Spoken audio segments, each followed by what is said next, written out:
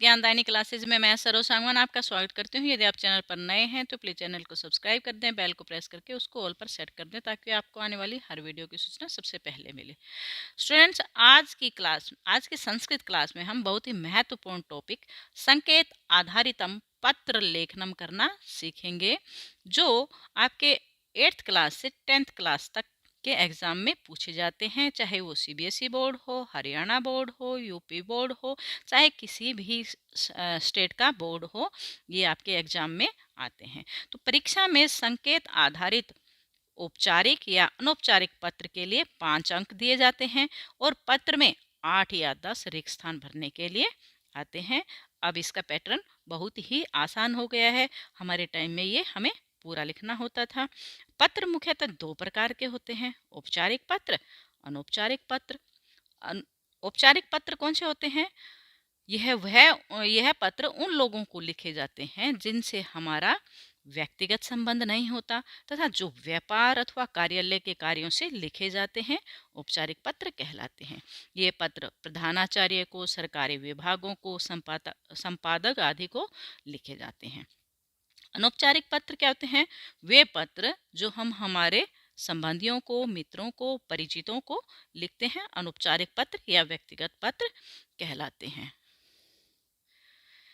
पत्र लिखने से पहले कुछ ध्यान रखने योग्य बातें हैं जिनका हमें पता होना चाहिए कि हमें सबसे पहले प्रश्न को अच्छी प्रकार से हमें समझ लेना चाहिए कि उसमें क्या विषय दे रखा है।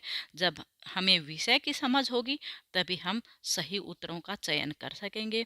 फिर दी गई मंजूषा के शब्दों के अर्थों को समझना चाहिए, यानी जो हमारे हेल्प बॉक्स में हमारे सहायता के लिए जो शब्द दिए गए हैं, उन शब्दों के अर्थों का उन अर्थों की हमें समझ होनी चाहिए, उनका अर्थ हमें पता होना चाहिए, तभी हम उनको सही जगह पर लगा पाएंगे। उसके बाद पत्र को अच्छी प्रकार से 1-2 बार हमें पढ़ना चाहिए, उसको समझना चाहिए, उसके अनुवाद को समझना चाहिए। उसके बाद वाक्य के अर्थ के अनुसार, यानी जो पत्र में जो वाक्य हैं उनके अर्थ के अनुसार हमें जो हमारे मंजूषा में जो शब्द दे रखे हैं उनका चयन करके उन वाक्यों को पूरा करना चाहिए।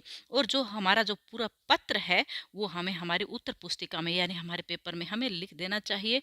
नहीं तो उत्तर लिखेंगे तो वो हम आगे पीछे लिख सकते हैं और उसमें गलतियां भी ज़्यादा होंगी। और जो हमारे जो रिक्त स्थान का जो सीरियल नंबर है वो भी हमें उसमें साथ में ही लिख देना चाहिए और उत्तर लिखने के बाद उसको अंडरलाइन कर देना चाहिए, ताकि टीचर जो भी एग्जामिनर है उसको चेक करने में दिक्कत न हो, वो आसानी से उनको चेक कर दें और सही है हमारा उत्तर सही हो।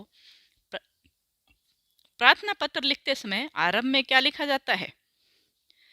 जैसे अनौपचारिक पत्र के लिए हम श्रीमन, श्रीमंत है, मान्यवर, आदरणीय, माननीय, महोदय आदि शब्दों का प्रयोग करते हैं औपचारिक पत्र में। और अंत में भवदीय, निवेदक है, प्रार्थी, विनीत है, भवदीय शिष्य, भवदीय आज्ञाकारी आदि आदर सूचक शब्दों का प्रयोग करना होता है। ये पत्र के आरंभ में और ये पत्र के अंत में। फिर माता पिता या बड़े भाई बहनों को हम जो पत्र लिखते हैं उसमें क्या लिखते हैं? प्रारंभ में क्या लिखते हैं? संबोधन के लिए उनको संबोधित करना होता है।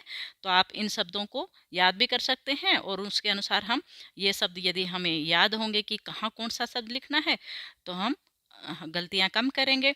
तो पत्र जैसे माता पिता, बड़े भाई बहनों या गुरुजनों को हम पत्र लिखते हैं तो आरंभ में उनको संबोधित करने के लिए क्या लिखेंगे? सादर नमस्कार, सादरम नमः, सादर नमामि आदि शब्दों का प्रयोग करना चाहिए। और अंत में भवदीय पुत्र है, भवदीय अनुज है, अनुज यानी छोटा भाई, भवदीय शिष्य है, भवताम आज्ञाकारी आदि शब्दों का प्रयोग करना चाहिए। उसके बाद अपने मित्रों को या अपने बराबर वालों को हम पत्र लिखते हैं तो आरंभ में यानी पत्र लिखते समय हम क्या कहेंगे, हमें क्या लिखना चाहिए, या हमें जो हमारे हेल्प बॉक्स है उसमें क्या मिल सकता है? हमें सस्नेह नमस्कार है, सप्रेम नमस्कार है, सप्रेम नमस्ते आदि शब्दों का प्रयोग करना चाहिए।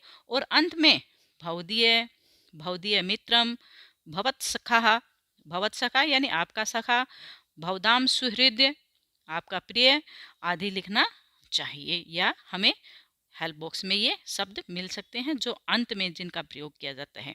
आरंभ में ये सप्रेम नमस्ते इस टाइप से, और लास्ट में भवदीय सखा भवदीय मित्रम, इस प्रकार के शब्दों का हमें प्रयोग करना चाहिए।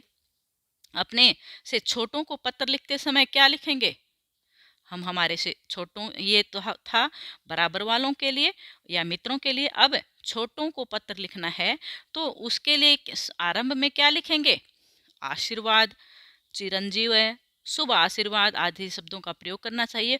और अंत में तब शुभ चिंतक है, तब शुभाकांक्षी, शुभेच्छु आदि लिखना चाहिए। अब हम इसको एक उदाहरण के अनुसार उदाहरण से समझेंगे कि हमें एग्ज़ाम में हमारे से कैसे प्रश्न पूछा जाएगा और किस प्रकार से हमारे पेपर में ये आएगा। तो प्रधानाचार्यं प्रति शुल्क स्मार्थम प्रार्थना पत्रे प्रदत्त शब्दय रिक्त स्थानानि पूर्यत, यानी प्रधानाचार्य को जो शुल्क की माफ़ी के लिए प्रार्थना पत्र में प्रदत्त दिए गए शब्दों से रिक्त स्थान भरना है, यानी फीस माफ़ी के लिए हमें प्रार्थना पत्र लिखना है। ये हमारी समझ में आ गया है कि प्रधानाचार्य को एक पत्र लिखना है जिसमें हमारे से शुल्क की माफ़ी हमें चाहिए, हमें फीस माफ़ी करवानी है, और हमारे को शब्द दे रखे हैं उनसे हमें रिक्त स्थान भरना है। तो सबसे पहले शिवायाम मैंने आपकी हेल्प के लिए ये पहले से ही भर रखे हैं, जो ये दूसरे कलर से हैं ये इसके रिक्त स्थान हैं। तो हमें सबसे पहले क्या पढ़ना है? हमने उसका टॉपिक देख लिया क्या है उसमें टॉपिक में, फिर हमें मंजूषा पढ़नी है। यहाँ मंजूषा में सबसे पहले क्या दे रखा है? दयानंद उच्च विद्यालय, यानी एक स्कूल का नाम है। निवेदनम निवेदन है।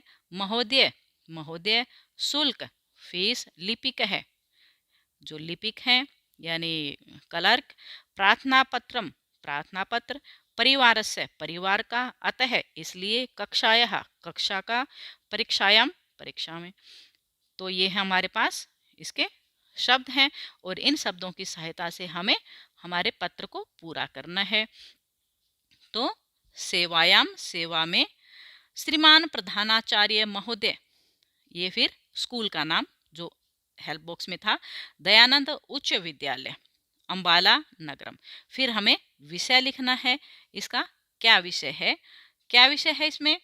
शुल्क शुल्क स्मार्थम प्रार्थना पत्रम। शुल्क की क्या है? प्रार्थना पत्र लिखना है शुल्क की माफी के लिए। फिर महोदय।